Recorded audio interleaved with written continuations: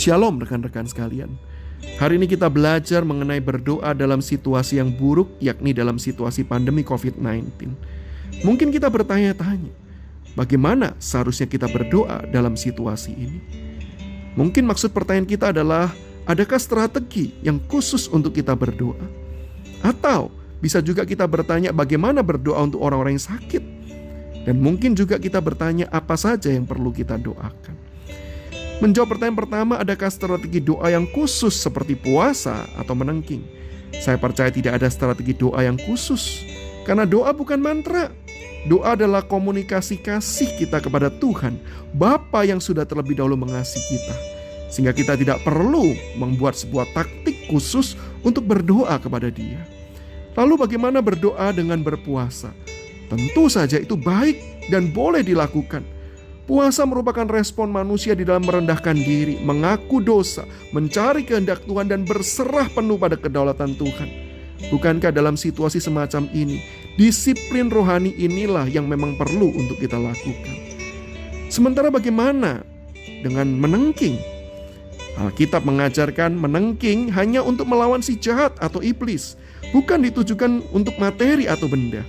Sehingga berdoa menengking COVID nampak kurang tepat dilakukan. Meskipun saya percaya bahwa di balik segala kerusakan dan kejatuhan, ada pekerjaan aktif ataupun pasif yang dilakukan si iblis. Tetapi kalau kita melihat teladan Ayub, ketika ia mengalami sakit yang didatangkan oleh si jahat, ia tidak berdoa menengking. Teladan ini menunjukkan bahwa yang terpenting bukan menengking si jahat, tetapi berdoa untuk semakin mengenal Allah dan mengasihi Allah melalui seluruh peristiwa buruk yang diizinkan terjadi. Pertanyaan kedua, bagaimana berdoa bagi orang-orang sakit? Tentu kita berdoa untuk kesembuhan mereka, tapi kita perlu berhati-hati.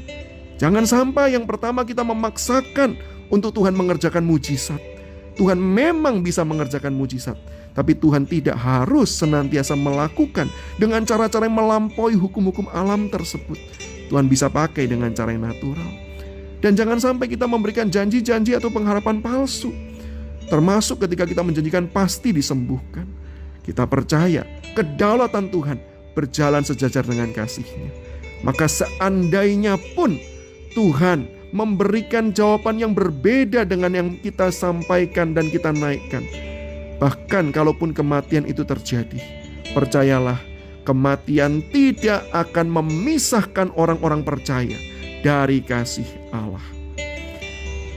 Pertanyaan terakhir, bagaimana harusnya kita berdoa dalam situasi semacam ini? Yang pertama, berdoa dengan menyerahkan diri kita kepada Tuhan. Doa penyerahan diri, karena kita diingatkan kita lemah, kita rapuh. Penyakit ini membuat kita sadar apapun posisi dan jabatan kita, kita cuma manusia terbatas. Dan yang kedua, berdoa untuk mempersembahkan diri dan hidup kita. Karena kasih dan berkat-berkat Tuhan sudah berikan dalam hidup setiap kita. Tuhan sudah menopang kita. Maka Tuhan juga memanggil kita untuk menjadi alat Tuhan menyatakan kasih dan kebaikan-Nya. Maka persembahkanlah diri kita untuk menyatakan pribadi dan karya Allah yang penuh kasih dan anugerah. Beritakanlah kabar sukacita dan pengharapan di dalam Yesus Kristus di tengah dunia yang mulai kehilangan pengharapan. Dan biarlah Allah yang telah bekerja di dalam hidup kita juga bekerja melalui kita. Kiranya Tuhan memberkati setiap kita. Amin.